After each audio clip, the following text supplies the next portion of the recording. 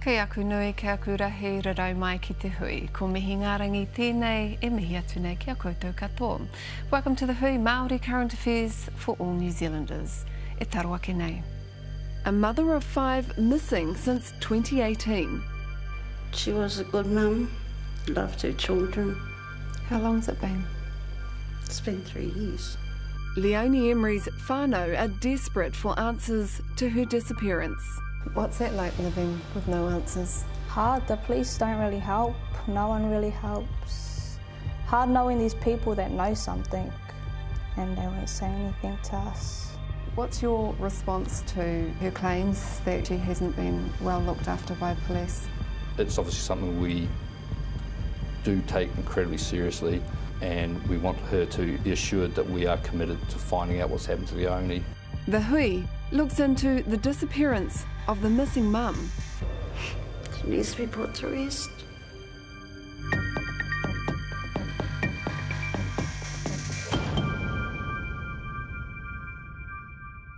Tahuti mai. In 2018, Leonie Emery disappeared without a trace. 3 years on, her whānau are desperate for answers and don't believe enough has been done to solve her case. Tonight we speak to a whānau grieving the loss of a daughter they can't lay to rest, and we speak to police about Leonie's case.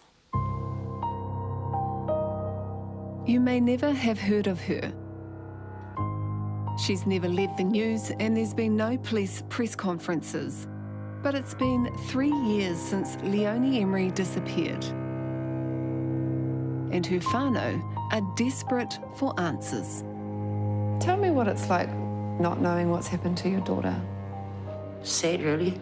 I'm gonna cry. It's all right. For the Emery whānau, the search for Leonie has never ended. Her disappearance haunts her mum. What do you think, Marlena? I think she's dead. Leonie was a mother of 5 children and a much-loved daughter and big sister. The past few years have been particularly harrowing for Leonie's mother Marlena and her younger sister Anna. What was she like growing up? Smart, helpful, cheeky as. She had a lot of friends. How's it been for Mum? I know it's been hard on her and hard on my siblings too. Yeah. All Marlena has now are memories, including Leonie's final ever visit with her boyfriend. When did you last see Leonie? 2018? 2018, January the 2nd. Tell me about that day. Tell me about the last time you saw her. Because she turned up at our house that day. They were going to Hamilton to see some friends. I think it was for drugs. She told me that also that they could have a job in Mount Maunganui because he was working for a towing company. She was happy that she could have got that job. She was looking forward to it. She was looking forward to it. Before she vanished, Leonie Emery's life wasn't without challenges. The death of her infant daughter in 2009 had hit her hard. The spiral of grief and despair that followed led Leonie to a prison sentence. I don't think she ever got over losing her firstborn, Jasmine. Just started hitting the alcohol, drugs. But Marlena insists Leonie would never have just up and left her 5 tamariki. She was a good mum, loved her children. How long's it been? It's been 3 years. Thinking maybe she's been kept captive or gone bush, but I've never known her not to keep in touch with her children. We now know that while Leonie Emery's final ever Facebook post was on January the 3rd, 2018, she was still alive at the end of that month. The police told the Hui Leonie was dropped off in Papakura by her tow truck driver boyfriend in early January. She then went on to Huntly, north of Hamilton, and then moved on to Ngārua Wāhia. But then the trail goes cold. By the end of January, Leonie Emery was gone.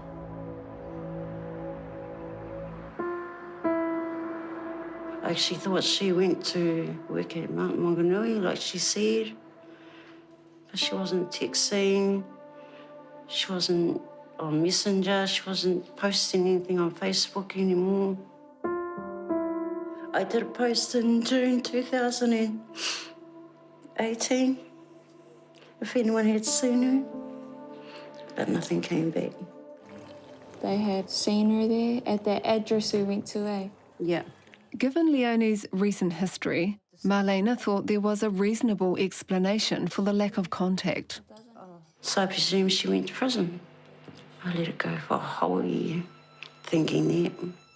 So during that year, she tried to track Leonie down in jail, contacting corrections to find where she might be.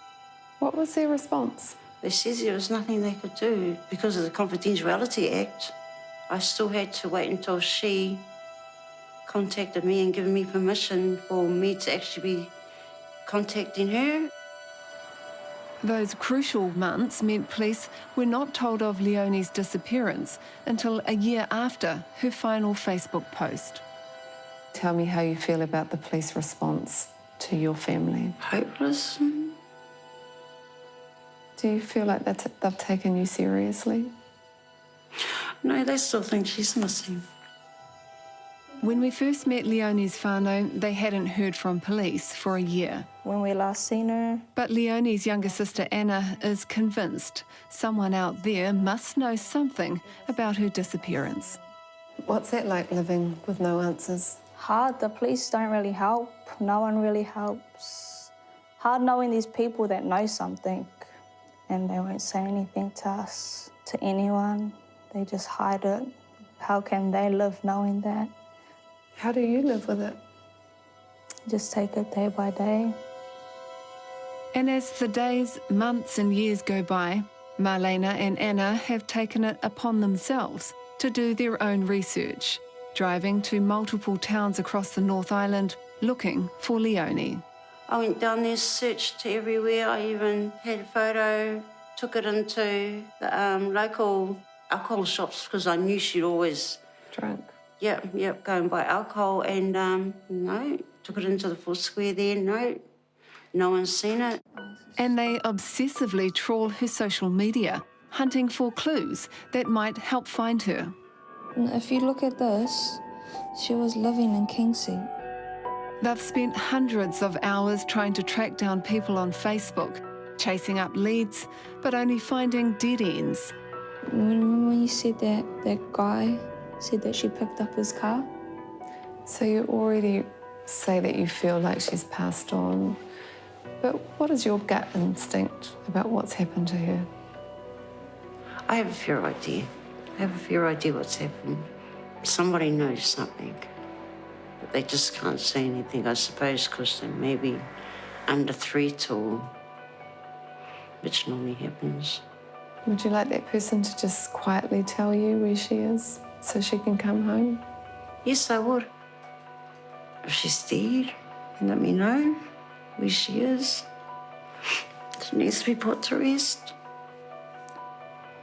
For my sake and her kids' sake. I'm sorry. It's all right. After the break, 3 years with no answers and seemingly little progress, police front up to talk about Leonie's disappearance.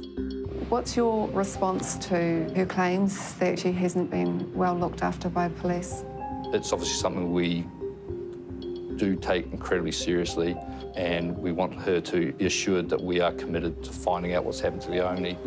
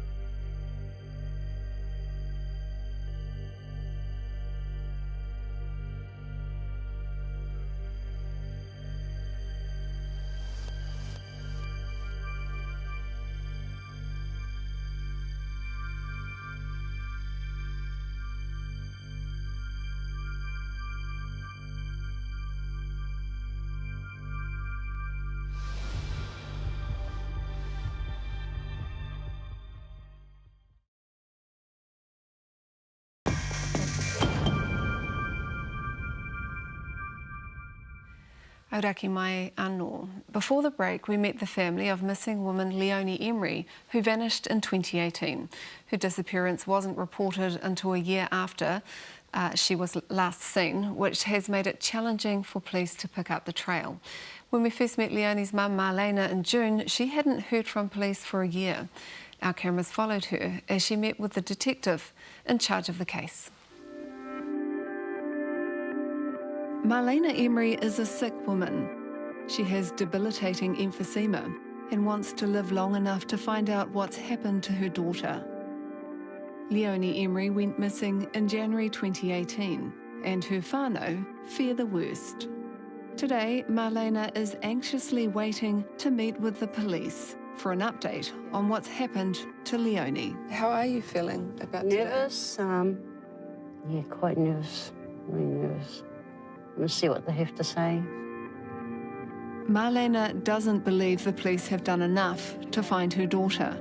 She says that besides a post on the police's missing persons page and a reference on Police 10-7, there have been no press conferences, no fresh appeals for information, and little communication. It's led to a breakdown in her relationship with police. I guess they'll be feeling a little bit anxious as well because this relationship hasn't been perfect. You know, what are you hoping to get from it? I'm not really sure. I know I ain't going to get closure. I know that for sure, but yeah. Some information, perhaps? Yeah, yeah. Marlena met with the police for an hour. After her briefing, we sat down with the detective in charge of the case, Rob Hunkin. When we spoke with Marlena, Leonie's mum, earlier, she expressed that the relationship between her and police hadn't been great in the last year and a half. You've met with her now, so, you know, how was that? It was constructive. It was good to meet up with her and talk her through some of the progress we'd made and also address some of the challenges we'd had in communicating with her. Police had described Leonie as being transient, a term Marlena believes is inaccurate and stigmatising. Do you acknowledge that that's a term that might not bring in lots of support for somebody or interest in somebody who's gone missing? Yeah, I don't think it's. I don't think it's not a label for a person. That's not how we were using it. Basically, she just was a free spirit and moved where she wanted to go, when she wanted to go. So we would never label her as anything around that. But she did not stay in places long at that period of her life. She did have a roof over her head, though. She wasn't, like, sleeping on the streets or anything. No, but she was moving from addresses and associates and family members, and which happens to people during periods of their lives. What's your response to, you know, her claims that, you know, she hasn't been well looked after by police? We'd always like to have as open and constant contact that we can with families of victims or complainants for all matters. But the reality is those communications sometimes fall down for whatever reason. It's obviously something we do take incredibly seriously, and we want her to be assured that we are committed to finding out what's happened to Leonie as much as she is.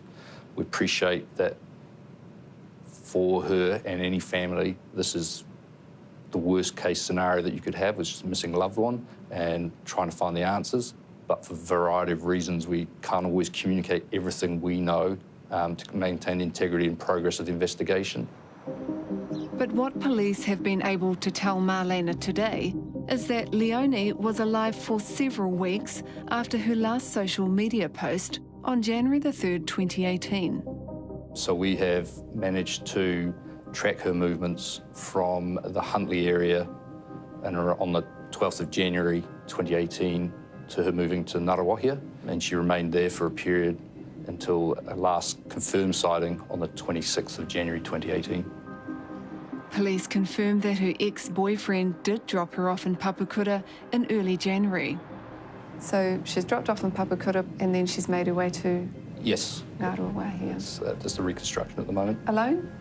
Well, that's one of the questions we'd like to answer, is so she has managed to travel from the Huntley area to Ngaruawahia, and one of the questions I'd like to answer is how she got there, what was her method of travel.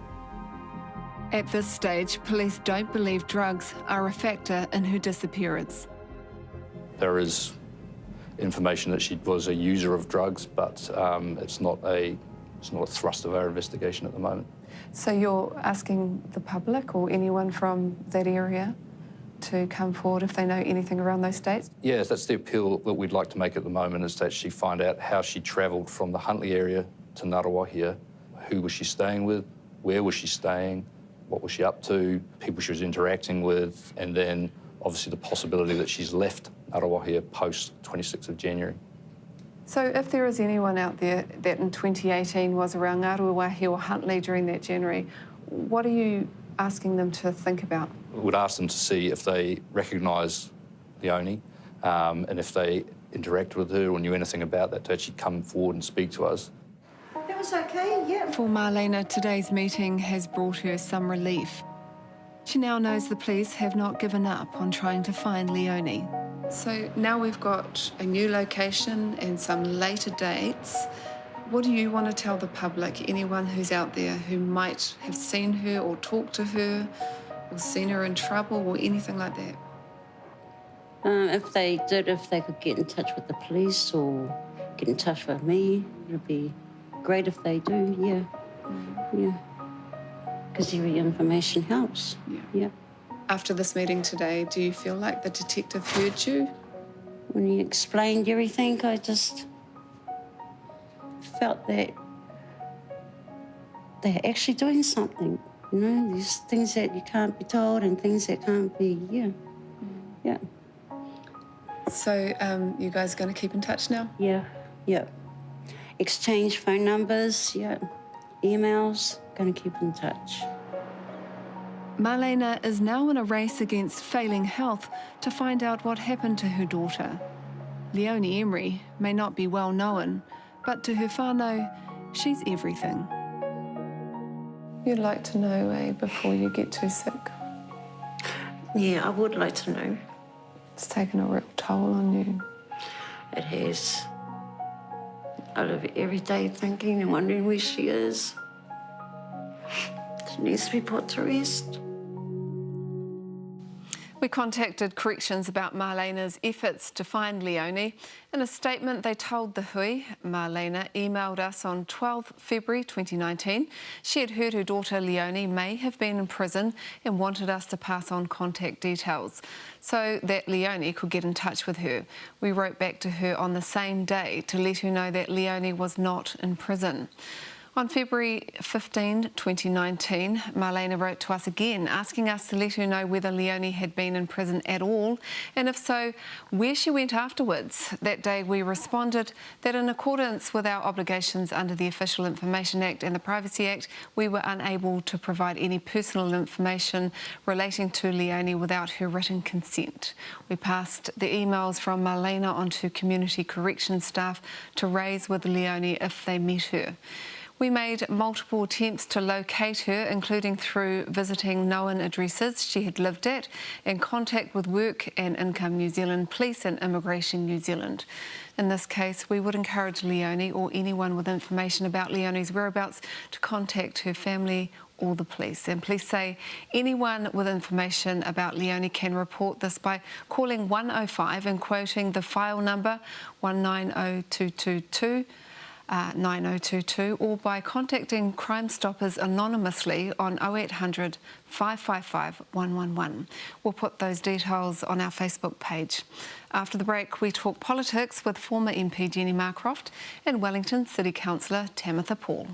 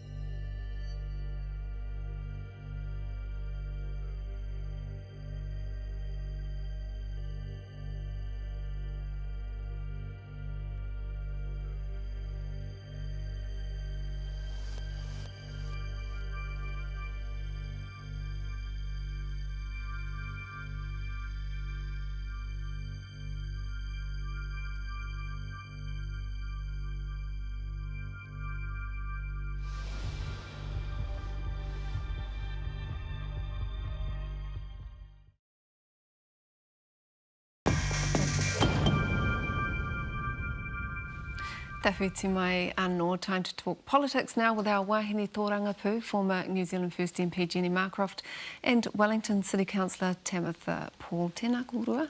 Kia ora. So first, the latest poll, the UMR poll. Labour has taken another hit, down to 43, but would still hold the majority with the Greens. Is this to be expected in the second term? Oh, absolutely. I think, we had the COVID election, the red wave came through, and now settling into the first year, almost heading towards the end of the first year of the Labour government. So there's certainly been some issues that the opposition have had the opportunity to really stick it to the government, which they have done. And so we're seeing a bit of a reflection of that in the polls, I think. Yeah, and to that point, National has had a bit of a bump in the polls, but it's the ACT Party that's really trending up. They're on 13% now. What do you think's behind that, some of the issues that they've had an opportunity to have a go at the government over? I think there have been ample opportunities to have a legitimate go at the government.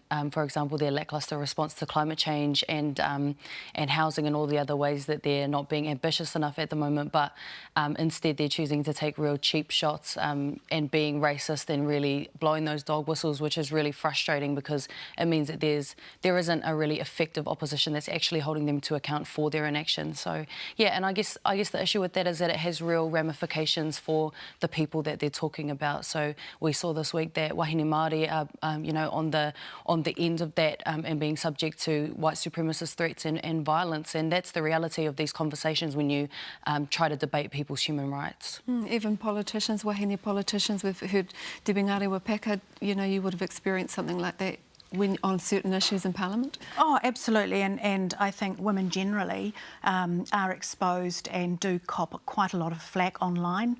We've seen a lot of that. Golriz from the Green Party, she certainly has been one of the targets over the last 4 years while she's been in Parliament. But yeah, this is sort of escalating at the moment, and I think it's a bit of the race baiting that we've seen, particularly from the National Party. I think there is a sentiment that's really stirring things up. But when we look at the poll, New Zealand First on 4.4 in the UMR poll. You're back, you're making a back. Well, with Winston, you never count him out, and basically this could be the political phoenix coming back for the three-peat in 2023. But it's certainly sooner than one would expect, because normally inside a political cycle, New Zealand First will dip through the middle of the cycle in terms of the polls and then slowly rise as you come towards the general election. But the rise is there, and I think because into the first year of the Labour government, because I think people are actually seeing that New Zealand First was a very effective, stable coalition partner, and maybe there is a sentiment that they're missing Winston from that political discourse at the moment, and he's probably just done his first press release over the weekend, and so it's the first time he's shown his head above the political parapet. One of the issues which was a sticking point in that coalition was climate change and some of those issues, and that was one of the kaupapa that you said that the opposition could have had a go at the government over. We had that report just days ago now, and it led the news, that we have to act now. We're in a human emergency. Yeah. Why? But then, the next day it's gone. Yeah. What is that about? Yeah. Even just listening to all of the talk about the political parties, when I look at other rangatahi around me, I don't think any of us care who does it. We just want climate action now, serious action, because it's actually not good enough from any of the parties, and no one is actually putting forward anything transformational to fundamentally change the way that we get around, the jobs that we have on offer, the food that we put on the table, and the way that we have energy. Like even the fact that there are massive power outages. We're not even at the worst of climate change at the moment, and we're already seeing the impacts of how it will affect our everyday lives. So, I mean, I don't think anyone cares who it is that delivers it. It needs to be done now. When you have headlines like Code Red for Humanity and it's now or never, why is it so slow in politics? Well, the political process is slow. And let's not forget, in the last parliamentary term, the zero carbon bill was passed through into law, and that was a big step for the government to do that. The only person that opposed that was the ACT Party. So that went through unanimously, except for David Seymour said he didn't vote for it. So there was unity across the House, apart from David Seymour. But, you know, New Zealand is doing, I believe, and when you go down to an individual level, we're doing quite great things, and there's lots of technologies that are coming on board, and people, I mean, we've had a conversation earlier before the show about what's your next car going to be. So the conversations are starting to happen, and yes, it is going to take time. But our young people say it's not enough. If politics is too slow, then we need to get out onto the street and throw everyone in that house out of there. You have enough money to solve the problem. You have enough money to provide alternative infrastructure and to give people the choices to make in their everyday lives. Everything that we are experiencing is the result of a choice that people are making in that house. And if that system is too slow, like we know it is, to enact the change that we need now, you know, before the end of the decade, then every single one of them should be thrown out, and we need to radically change the system, because we don't have time to wait for bureaucracy to catch up with, you know, the massive destruction that we've caused to the environment, and that our people are living in, you know, the fact that our people are living in poverty. If it can't respond, throw it out, you know. It's not trying to make it fit within the system that's caused us all the problems in the first place. So you'll be running for politics next? No, I'll be on the streets telling them to do a better job. And you know, let's throw them all out if that's not going to happen. Big news today with Afghanistan and our government committing to bring not just our people home, but those who have assisted New Zealand troops, whatever, home with them. But should we, you know, push the door, you know, open for refugees and people who can't live there? I think what we need to do is not just bring back those people and evacuate the people that assisted the New Zealand Defence Force when we were there, but also their families. And let's not forget the women, which are going to be at the really pointy end of what's going to happen. They are the ones that we really must ensure, as a global community, that we protect them. They are the most vulnerable in this situation, the women and their children. And we're going to have a humanitarian crisis on our hands, and very, very quickly. So action absolutely must be taken. I believe we should bring in some extra refugees. I think we need to stretch our quota and play our part on this global event. Before we leave, good result on the Hurricanes' decision this week? Oh, yeah. From your capital? Yeah, I think so. I think it is a good outcome, and I think you know, shout out to TJ for his mana in this whole conversation. But I think it's just sad because a lot of people are really sticking their heads up and exposing themselves as racist now, and that's what they'll be known for the rest of their lives. And I just think about their kids, and I'm like, is this really the legacy that you want to be leaving? But at the same time, you know, Māori Mā, we have got massive issues in front of us with climate change and with COVID-19, and we can't stop to throw stones at every single dog that barks. You know, we have to stay focused on the issues that matter and stop giving gratification to red-faced racists. Tēnā kōrua. Ka pai. Kua hikina te hui e hoa mā no horo mai rā.